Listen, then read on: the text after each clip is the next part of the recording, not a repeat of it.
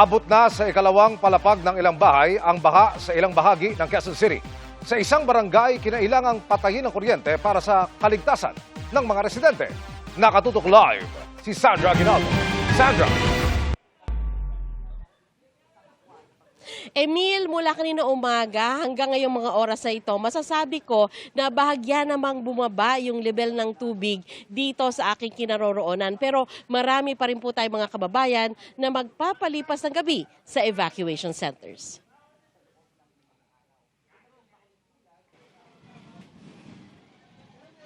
Sa Greenland Street, Barangay Bagong Silangan sa Quezon City, taas-baba ang bahang dulot ng ulang lalakas at hihina.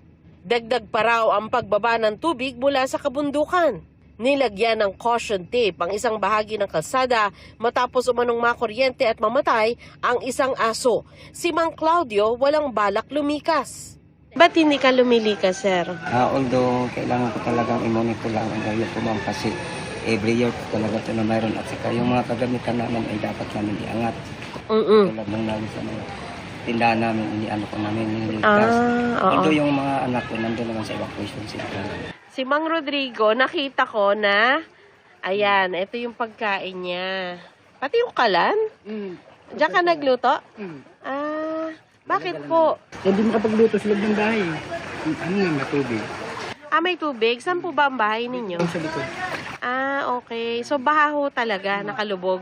Hindi naman hanggang sa loob hanggang baybay.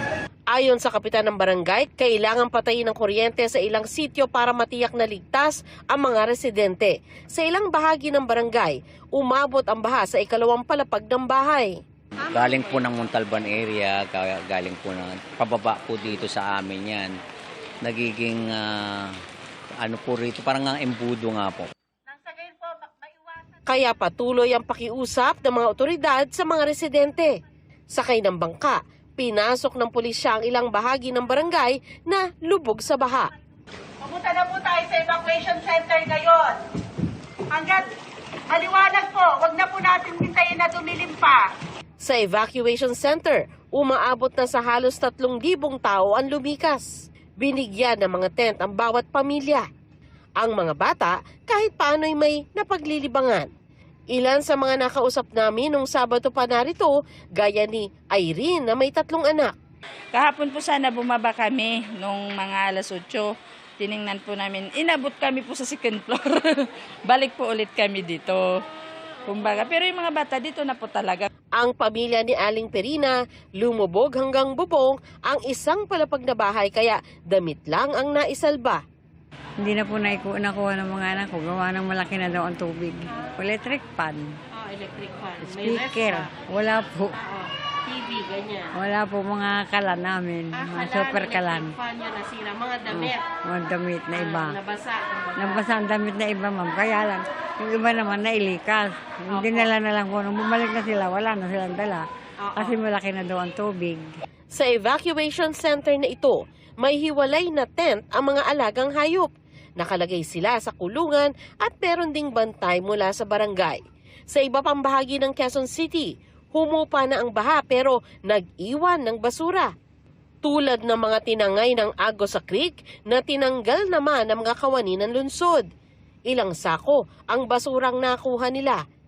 Santambak din ang mga kahoy at kung ano-anong bagay. Muling nagpaalala ang lokal na pamahalaan sa kahalagahan ng wastong pagtatapon ng basura. Emil, as of 12 noon sa Quezon City, ang bilang po ng evacuees ay nasa 1,700 families o katabas po yan ng may 6,000 katao. At dito sa Barangay Emil na aking kinaroroonan ay halos 3,000 po ang evacuees. Emil? Maraming salamat, Sandra Aguinaldo.